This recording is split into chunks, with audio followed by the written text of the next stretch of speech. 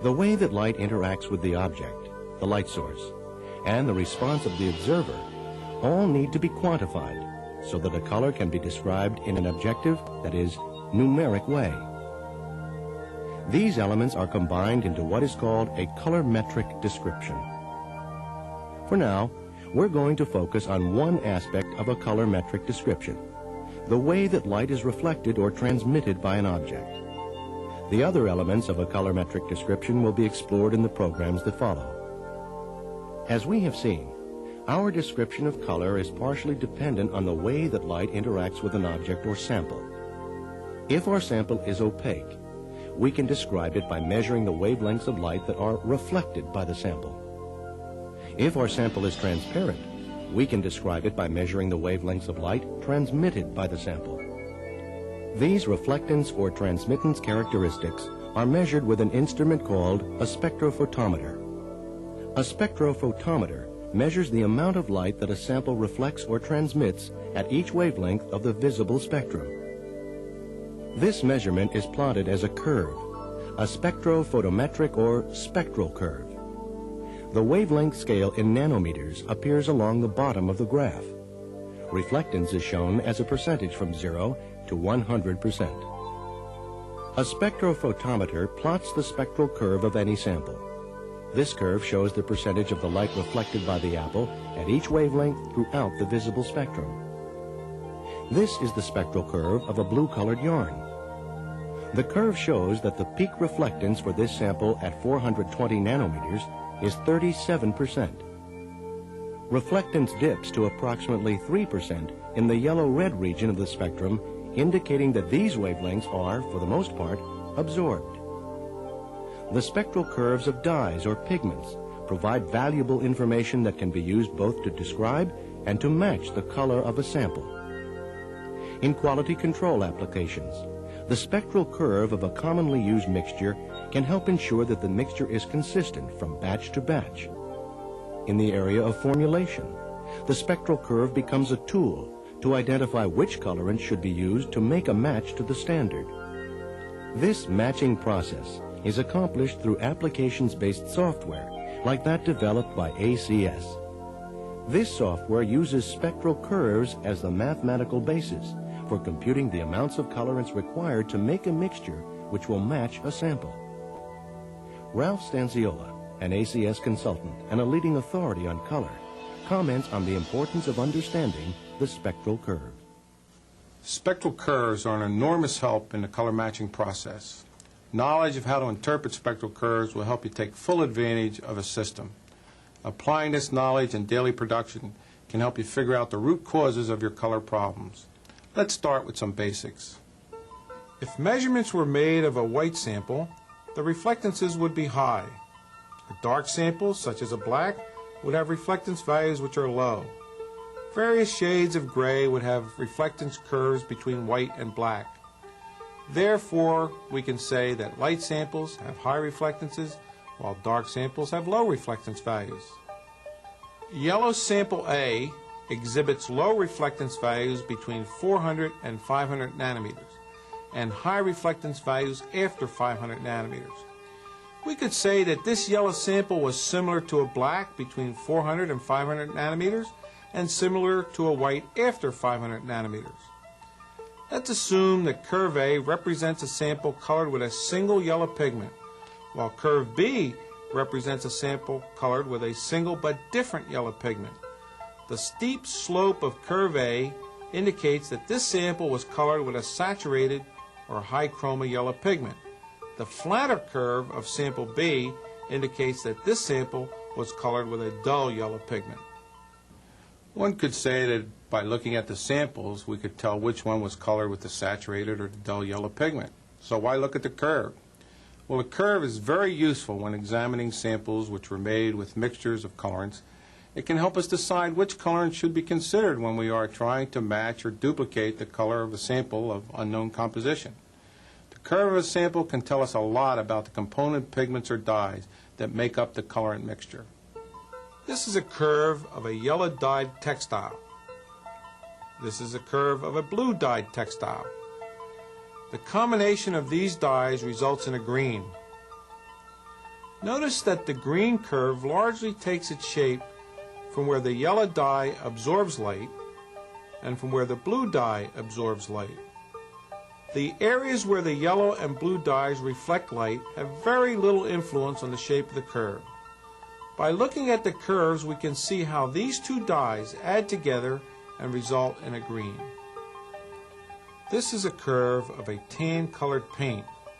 The steep curves indicate that this paint was made with saturated pigments, which were then dulled down through the addition of a black pigment. This curve is from a sample of a different tan paint. The flat curve tells us that this paint was made with dull colorants, perhaps oxide or umber pigments. Side by side, under one lighting condition, these two samples are a match even though their curves are different. However, if the lighting condition is changed from daylight to fluorescent, for example, the two samples no longer match. This example illustrates the single biggest problem in industrial color matching: metamerism. Metamerism, or a metameric match, describes the situation where two samples match under one light source but do not match under a different light source. This is why it's important that the curves match. If the curves are the same for two samples, the samples will be a match to any observer under any lighting condition. A color matching system minimizes metamerism by selecting the colorant combination which match the standard in three widely different lighting conditions, such as daylight, tungsten, and fluorescent. This is the curve of a white pigment, titanium dioxide, or rutyl TiO2. Notice the steep slope starting just below 400 nanometers. Whenever you see a steep rise in this area of the spectrum, you know that rutyl TiO2 is present. Also notice the high reflectance curve. A high reflectance curve is always associated with a light color. Almost all of the light that strikes the sample is reflected back. TiO2 is used in paint, some synthetic textiles, and plastics to make them opaque. It scatters light in many different directions and is an extremely common pigment. As we add black pigment to the TiO2, the curve becomes lower and lower. Dark colored samples will always display a low reflectance. Finally, when we have all black and no TiO2, we no longer see the steep rise normally due to the TiO2. There is another form of TiO2 called anatase. It's a different crystal structure. If you know your sample contains TiO2, but the curve starts at about 50% reflectance, you're looking at the anatase form of TiO2. Here are the curves of a chrome yellow pigment mixed with TiO2. As we mix in more and more yellow, we finally see a curve that has all yellow and no TiO2. Once again, in this curve, we no longer see the steep rise due to titanium dioxide. Most of the action with this yellow pigment occurs between 400 and 500 nanometers. If you were going to make some computations regarding the strength of this yellow versus another one, you would focus on the lower portion of the spectrum, because this is where it changes most with regard to the changes in concentration of the pigment. An orange may have a very similar shape, except it rises beyond 500 nanometers. Again, we have a series of samples containing more orange and less white until we reach a curve that has only orange pigment. This is called the mass tone of the pigment. A mass tone contains a single pigment. This is the curve for BON red, an organic pigment used often in printing applications. It's a bluish shade of red, and the curve shows that blue light as well as red light is being reflected.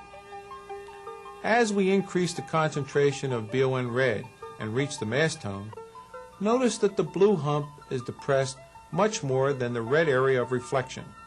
This means that this red becomes less blue and more yellow as we increase its concentration.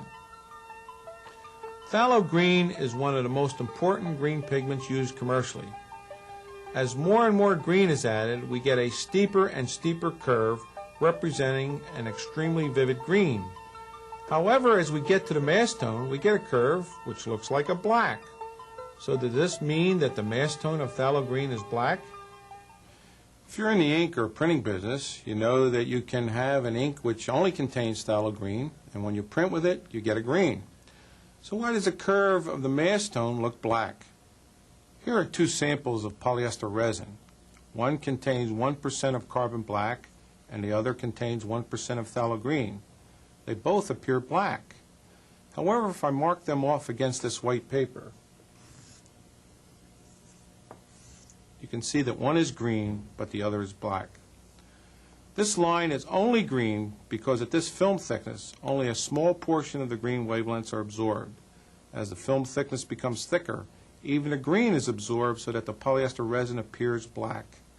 We can see that color is often a matter of thickness. Thickness control is very important in many industrial paint applications and in almost all printing applications. If your samples don't appear to match, it might be due to the thickness of the film you lay down. All organic greens, blues, and violets appear black in the opaque mass tone. If we look at the curve for an inorganic green, such as chrome green, we can see that even in the mass tone, this pigment has its characteristic reflectance in the green area of the spectrum. This pigment always scatters a little light and acts a bit like a white pigment. Every time we add this green, we add the effect of a little white, so this green will never look black. Phthalo blue is the most important blue pigment used commercially. It has a very characteristic bump at around 660 nanometers. Whenever you see this bump, you know you have phthalo blue. This pigment is very sensitive to processing variables, and because of this, the curve can tell you if certain factors in your application are out of control. If the bump appears inverted, it's because the pigment has become solubilized or dissolved in the resin system it's being mixed with. It may also indicate that the processing temperature is higher than usual.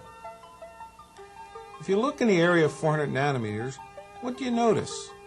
Well, we don't have the deep absorption in this area of the spectrum that's normally due to TiO2. This is because there is no TiO2 present in the fiber. The fiber itself scatters the light and acts as the opacifying material. This is the curve of another yellow dye. But why is this curve unlike any other one that we've looked at so far? If you notice that this yellow has a reflectance that's above 100%, you're on the mark. This colorant is fluorescent. A fluorescent color absorbs energy at the shorter wavelengths and re-emits this energy as light at the longer wavelengths. This energy is added to the light that's normally reflected so that the sum of the two are greater than 100%. This hunter's cap has been dyed with a fluorescent dye, often used on acrylics. If we look at the curve for the colorant used in dyeing this cap, we can see that its reflectance peaks out at 145%. This is a sample of a synthetic fiber that was not dyed, but was colored when the fiber was extruded. Synthetic fibers are often delustered with a delustering agent which scatters the light a little bit and takes out some of the shine. The delustering agent that's used most often is TiO2. If you were a fiber manufacturer and you wanted to know if the sample you had to match had been delustered with TiO2, you could look at the curve of the fiber. You would see that there is no steep rise in the area of 400 nanometers, and you would know that there is no TiO2 in the fiber. A good example of how spectral curves can help in doing detective type work involved a fabric manufacturer. They delivered some brown fabric to a company that made uniforms for gas station attendants. The fabric manufacturer received a complaint that the wash fastness of their fabric was not very good. This was surprising news to the fabric manufacturer because they had run the standard industry wash fastness test, and the fabric had passed without any problems. As they began to investigate the complaint, they discovered that only the pants had the wash fastness problem. The shirts were fine. Things got stranger still when they learned that only one leg of the pants had poor wash fastness. As it turned out, the uniform company was buying brown fabric from more than one supplier. In some cases, bolts of cloth from different manufacturers were laid side by side on the cutting tables, resulting in one leg of the pants being cut from one manufacturer's fabric and the other leg from another manufacturer's cloth. So happened that each bolt had different die formulations, and the wash fastness of one of the bolts was not as good as the other. To pinpoint the problem, the manufacturer that received the complaint ran the spectral curve of the fabric with the better wash fastness. They then compared it to the curve of their fabric and saw that they matched. By using the curves, they were able to prove that the wash fastness problem was due to the other manufacturer's fabric. The problems that we just covered could be solved very easily using application-based computer software. Knowing how to interpret curves can be extremely helpful in solving color problems and getting the most out of your computer. Both will provide you with information that can help you track down problems in your day-to-day applications. So far, our exploration of color theory has focused on how light is reflected or transmitted by an object or sample, and the interpretation of spectrophotometric curves. Other aspects of color theory, such as the response of the observer and the discussion of the light source, will be our topics in the programs that follow.